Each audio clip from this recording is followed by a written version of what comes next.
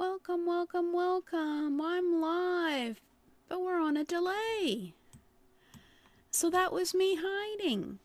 But we're going to get visible today, so let's get visible today on Thursdays at 8 a.m. Pacific time. We're going to be doing the show every day, every Thursday, every week, on getting visibility. And I'm Jane Gardner, and welcome, welcome, welcome. I don't have my bio here today, but I can tell you that I've been on the internet for a while, and I've realized that one of the biggest issues about getting onto the internet is visibility. And so we're going to talk about over the next year all the ways that you can get visible. And as I say this, I've found some more ways to get visible I can add to my outline, but let's go and let's get visible, because this is only, hopefully, fingers crossed, a 20-minute training, and we will get started right away. So let's get out there. And why should you be visible? Well, stop hiding behind your slides.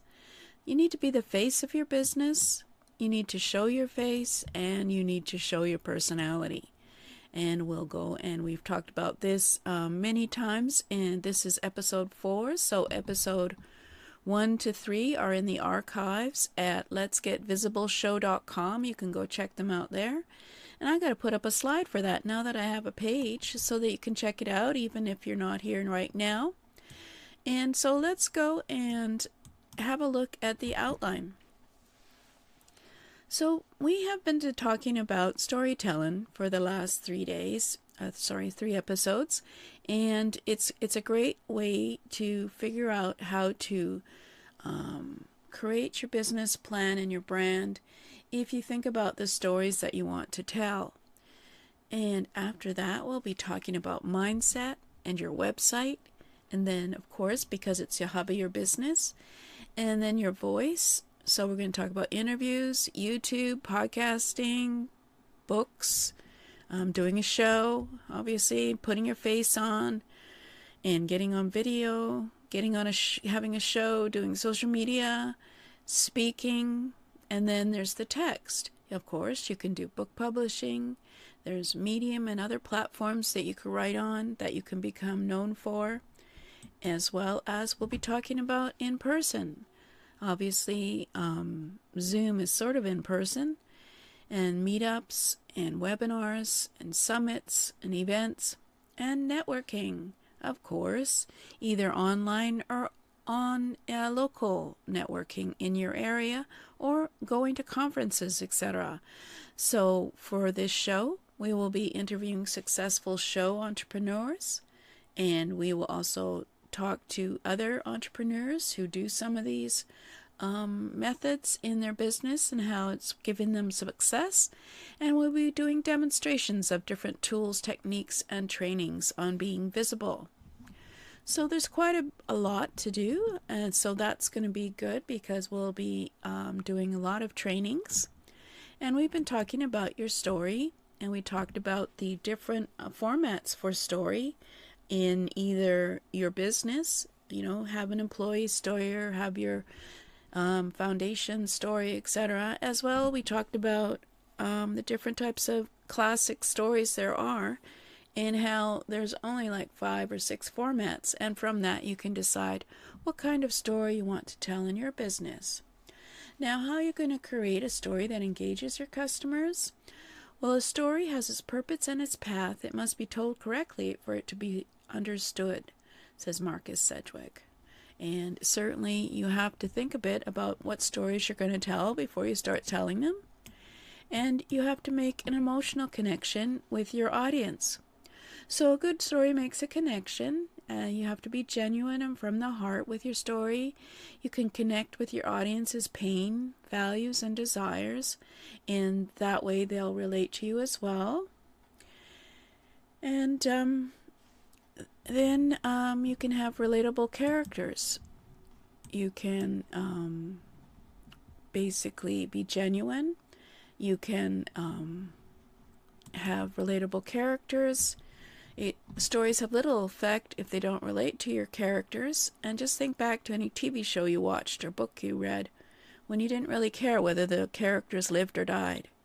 Wasn't very compelling, was it?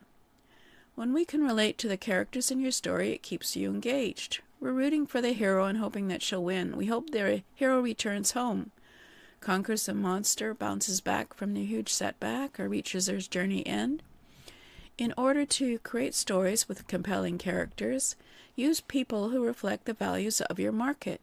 Choose characters your audience can identify with, the people who will make them say, "That guy or gal's just like me," or "like someone I know." Whenever possible, use real customers and real employees. Now you can also add suspense and anxiety. You can keep your audience glued to your story. Basically, they keep to see what will happen at the end. Although everybody knows that James Bond won't get killed by the villain an hour into the movie, we're still on the edge of our seat as we watch the drill get closer to his head. Suspense and anxiety are more powerful in storytelling than the rational mind, which says that won't happen. So you can also do inspirational stories. But when it comes to telling stories in a marketing context, you want to inspire your audience. A fundraising ad that shows starving children isn't meant to drive you to despair and give up hope. They always say you can make a difference. Inspiration is important in a marketing context because it influences the person to take action. Taking action could mean buying a product, or it could be something more subtle, such as aligning yourself with a brand and its vision. Stories that don't offer this hope and inspiration don't lead the audience to take action. So there are some, of course, basically, there are some stories that don't go into that genre. Samuel Beckett's absurdist play Waiting for Godot has been hailed as an important play of the 20th century. In it, two people wait around for a man named Godot, who by the closing of the second act never arrives. To summarize, nothing much really happens. While it would be ignorant to say that one of the greatest plays of the 20th century doesn't have a good story, this is not the kind of story you want to tell in a marketing context. Waiting for Godot is an experimental play, and the story is harder to discern than that of a traditional story. For our purpose, you want your stories to be direct and obvious for the most impact and possible. So what's the structure of a good story?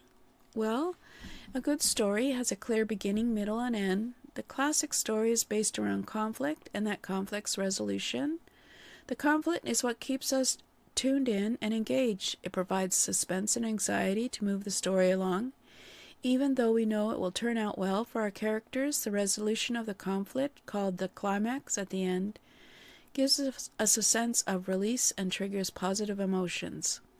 Let's take, for example, the movie The Goonies. The Goonies is our group of ragtag kids that go off in search of One-Eye Willie's hidden treasure in order to save their home from foreclosure. All the while, they're pursued by scary yet buffoonish gangsters. As the gangsters chase the kids and the kids have trouble finding the treasure, nearly giving up at one point, we feel the suspense and anxiety. The story is resolved when they finally find the treasure, the gangsters are arrested, and the family is able to pay off the foreclosure. So if you look at any movie from history or from now, there's always a beginning, middle, and end. There's always conflict, and there's always resolution.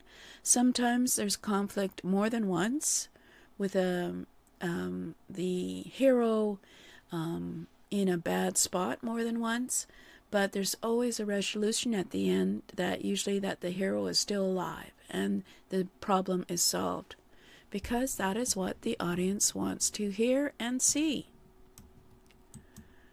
So even though an ad or story for marketing may be very short, it still includes these elements. Let's take, for example, the Red Bull ad that featured Felix Baumgartner's record-breaking free fall from 128,000 feet. The conflict is that he has to jump from what is basically outer space and land safely back on Earth. Logically, you know that if he burst into flame upon re-entry, or if his parachute failed, Red Bull probably wouldn't have chosen to tell the story, but still when you see him perched on the edge of the capsule, surrounded by the black reaches of outer space, you feel the pinch of anxiety. Then once you see the people cheering and a safe landing, you get a feeling of relief and elation as the conflict resolves, because, of course, he landed safely. So, in a good marketing story, the product is in the background. When telling a story, focus on making it a good story, not on promoting the brand or product. Just like other forms of content marketing, your story will do the selling for you. If you're telling a product story, of course, the product will take center stage. Its benefits will be a major part of the story, but remember, it doesn't have to be, and in general, the less promoting, the better. Think back to the ad campaigns we just mentioned by Coca-Cola and Honey Maid. In the building video, the Coke is just a prop. In many story ads, the product or brand isn't even mentioned. To use the Felix Baumgartner story as another example, you notice that you don't see Baumgartner emerge from under the parachute to swing a Red Bull and gasp, "Ah." And as far as we know, there aren't any interviews with him when he says that he simply wouldn't have had the energy to make the jump if not for the taurine and glucorolactone in Red Bull. So the product is usually secondary in a good ad. So the best stories reflect the benefits of the product with actually saying it. In the Subaru They Live video, it doesn't come right out and tell you because they drove a Subaru and it had outstanding safety features, they lived. The viewer makes the connection in their mind, and the connection is much stronger than when it's made that way. So another good story element is to make the story you're telling part of a much bigger story. It helps to advance the concept or idea behind the brand or product. If you think back to Nike's waffle iron story, it ostensibly tells the story of how Nike's founder created the waffle pattern. But what the story really says is Nike is a company that innovates and changes the world. So think about it when you're doing your brand story. In whatever story you tell, your brand personality should play a major part. It makes sense for Red Bull to tell the story of Felix Baumgartner's jump since its brand's personality is associated with extreme sports. Let your brand personality come through. One effective storytelling technique is to break up the story. Instead of telling the entire story all at once, offer just one scene or part of it. This is a good way to keep your audience tuned in for the next installment. This is where you end your advertisement with to be continued. Another idea is to create stories within a story.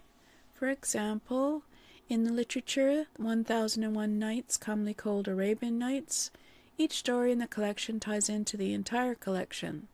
This is what you're doing when you create a number of short stories that all follow a similar theme or topic. Tell your story without giving it all away so people will tune in to the next installment. And of course, make stories share-worthy. When you look at all the content that gets widely shared or goes viral, it has one thing in common. It sparks strong emotion. These stories are either awe-inspiring, amusing, moving, illuminating, inspiring, cute, sexy, scary, infuriating, or controversial. Spicing your stories up with these emotions will help your stories get shared, but make sure they're appropriate for your brand and your audience. And of course, you can make visual stories. A picture and a video will say 1,000 words. The more visual elements you can add into your story, the more likely it will be shared. In fact, you can create images that tell stories without actually saying anything at all. The reason visual elements make stories more effective is that they more directly trigger emotions.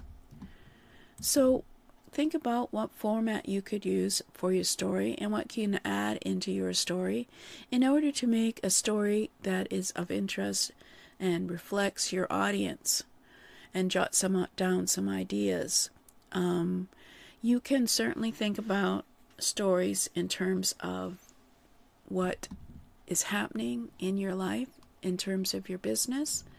Certainly telling about your business is always useful because people can learn for that. So let's go and ask yourself what formats will resonate and jot down some ideas. So let's see. if we can make up a story right now.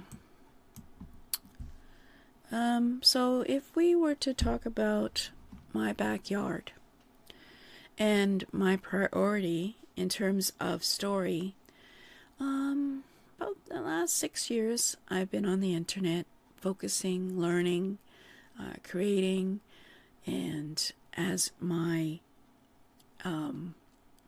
as I spent more time in front of the computer, my garden started to fall apart.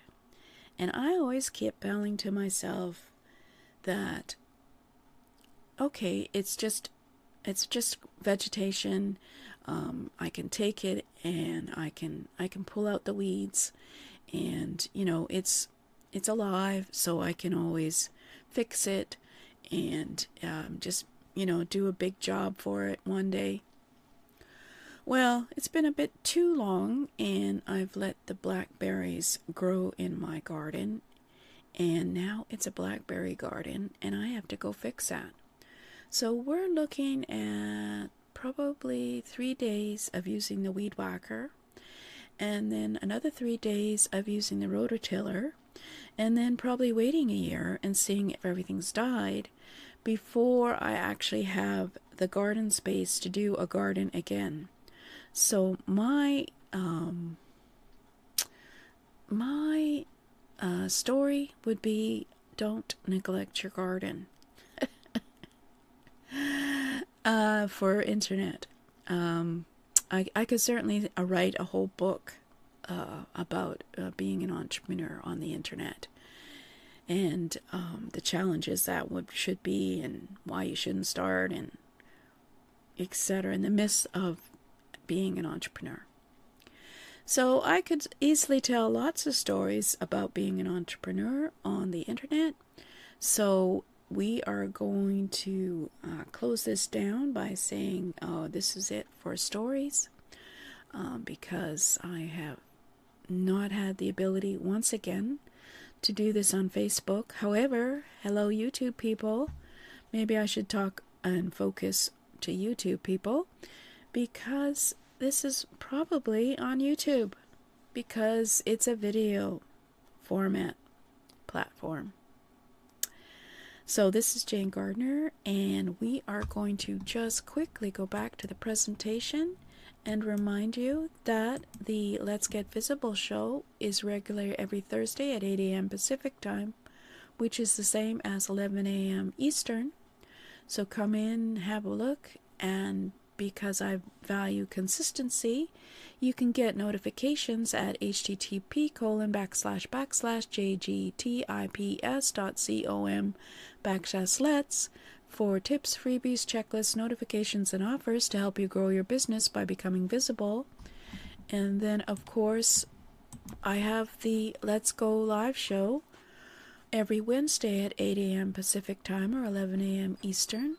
And you can go to jane-gardner.com/live for those who are listening to this, as well, to get tips, freebies, checklists, notifications, and offers to help you grow your business going live. So that's it for me today, and we will see you next week, and we'll be talking about mindset. So hope you've learned a little bit today about storytelling, and we'll be going. See you